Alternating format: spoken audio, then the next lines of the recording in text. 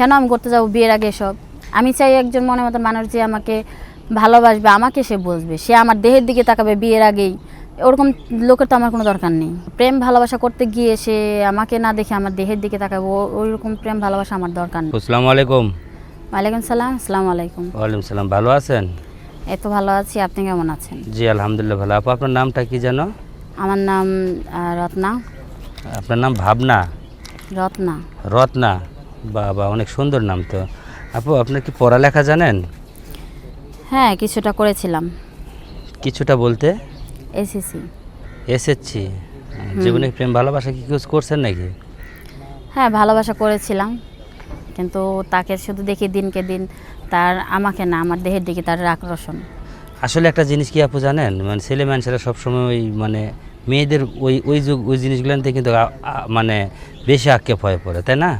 তো এই জন্য মেয়েরা ভালোবাসা করে এক ছেলের সাথে, আবার ওই ছেলে ভালো হয় না আরেক ছেলের সাথে, মানে এইরকমই মেয়েদের মনে হয় ব্যবসা। এটা ব্যবসা না, এটাকে ধরতে পারেন যে নিজের লাইফটাকে ভালো করার জন্য। কারণ কোনো মেয়ে কিন্তু মানুষ পাগল নিয়ে খেতে পারবে, কিন্তু কোনো খারাপ চরিত্রের ছেলেদের সাথে কখনো সংসার করতে পারবে না। আচ্ছা ঠিক আছে, তাহলে আপনি এমন একটা ছেলের সাথে প্রেম ভালোবাসা করছেন, এমন তার চরিত্র দেখে কি একটু দেখেন না আপনি? তার চরিত্র সম্পর্কে কোনো কিছু বোঝেন নাই? নতুন থাকতে কি কাউরে চেনা যায়? অবশ্যই চেনা যাবে, যদিও প্রেম ভালোবাসা করতে গেলে তার আপনার সাথে সবকিছু। আজকে আমার ফার্স্ট টাইম দেখা, এখন আপনি তো আমাকে একটা অফার দিতেই পারেন, তাই না? না, প্রথমত অবস্থায় তো এরকম অফার দিয়ে তো একটা প্রথম মেয়ের প্রথম তো জীবন- সবাই ভালো ভালো মুখই দেখায়, হ্যাঁ তা তার তো আসলে দেখায়। তো আস্তে ধীরে চেনা যায়। আচ্ছা যাই হোক, এখন আপনার গ্রামের বাড়ি কোথায়? আমার গ্রামের বাড়ি কুমিল্লা। কুমিল্লা। আমি শুনছি কুমিল্লার মেয়েরা নাকি অনেক মানে সাদা মনের মানুষ, এবং তারা কিন্তু ছেলেকে নাকি ভালোবাসতে গিয়ে বলে আগেই বলে তাদের সাথে লেনদেন শেষ করে, এটা কি সত্যি? কারা করে জানি না, তবে আমি করব না বিধায় কিন্তু আমি আমার সেই ভালোবাসার মানুষটাকে ছেড়ে দিছি। কেন আপু আপনি করবেন না কেন? আপনার আবার কী সমস্যা হলো? আচ্ছা একটা কথা কি জানেন, মানে প্রেম ভালোবাসা করতে গেলে নাকি আগেই ওই ওই দেহের প্রতি লোভ লাগাইতে হবে, তাহলে নাকি সে ভালোবাসা টেকে, এটা কি সত্য কথা? এগুলো আপনার কাছে কতটুকু সত্য জানি না, কিন্তু আমার কাছে একদমই মিথ্যা। ও তাই?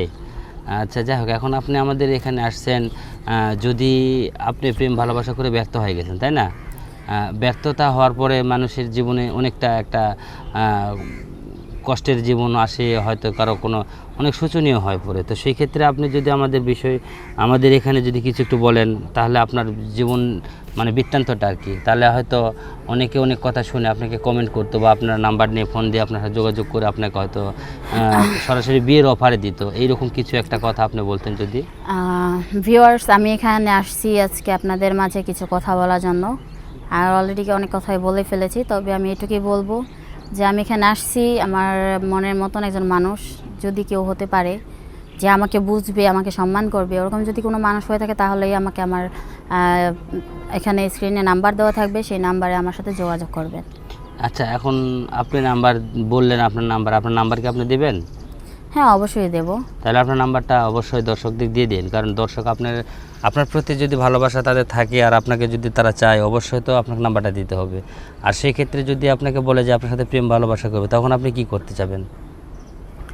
প্রেম ভালোবাসা করতে চাইবো, ঠিক আছে করতে পারবো, কিন্তু তাহলে আপনি কি চাচ্ছিলেন? আপনি কীরকম ছেলে চাচ্ছিলেন? যে আমি চাই যে আমার মনটাকে বুঝবে, যে আমার সাথে ঘর সংসার করতে চাইবে, এরকম একজন মানুষ আমি চাই।